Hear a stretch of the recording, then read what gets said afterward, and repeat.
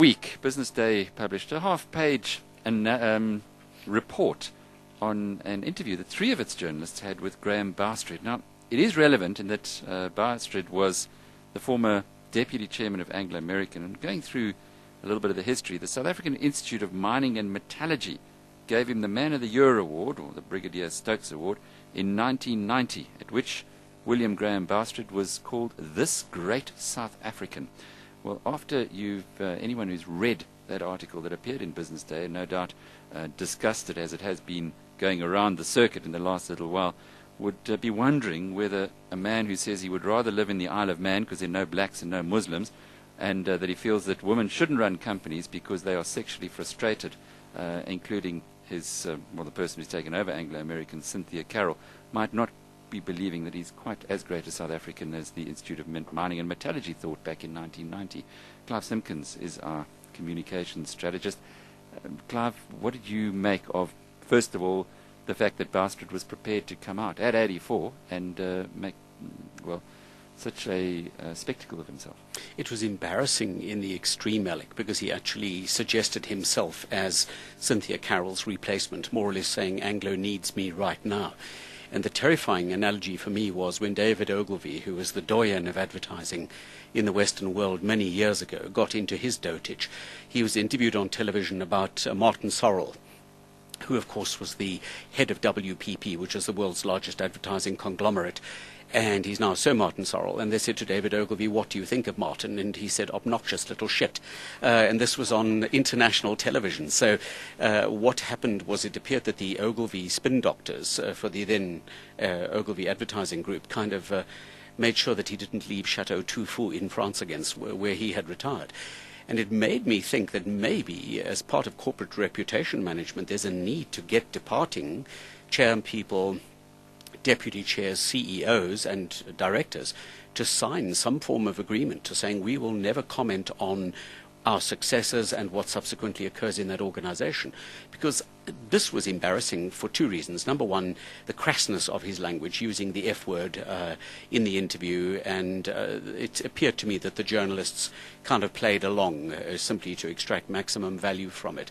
But the second thing was that just in terms of Anglo's own current extrata offending exercise at the moment, it almost looked like he'd been set up to do something along those lines. He did come out strongly in favour of Xstrata's management team, which was strange given where his loyalties should lie. Yes, but I think only to get rid of Cynthia Carroll. So it was almost like he was the hatchet man. Not pleasant at all. Not an effective hatchet man. In fact, he probably put the hatchet into his own head. Is it fair, though, just taking a different perspective, and Jeremy Gordon's written a brilliant piece on MoneyWeb today, lampooning the whole thing, which one would expect from Jeremy. But is it fair for 84-year-olds to be taken and given such prominence?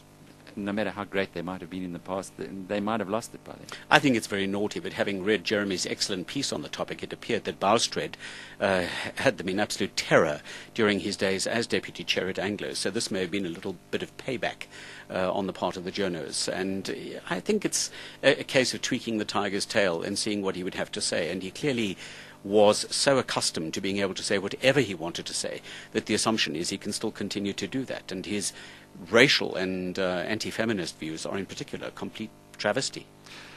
Just thinking back to the world that Bowstred ruled over, because he was indeed one of the top three businessmen of his time in this country, it was a world for big men, almost like Africa politicians were big men.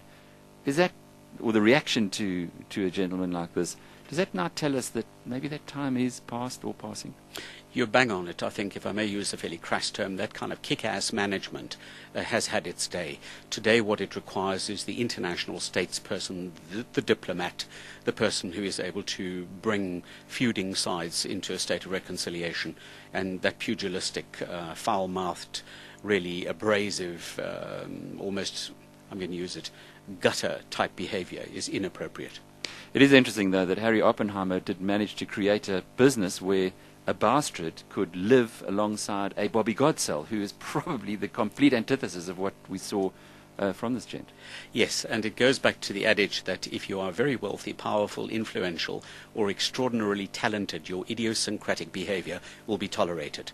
And that's basically what it's about. So if people deliver something extraordinary, we will tend to sideline the personality quirks up to a point. So the message here, though, is from a business's perspective, be careful of what your ex-employees do, because they can land you in embarrassing situations. Yes, and I think to their absolute credit, Kuseni Dlamini and Cynthia Carroll, the whole team, nobody has responded to it, and that's the best way to treat it, with the contempt that it deserves. South Africa's leading communication strategist, Clive Simpkins.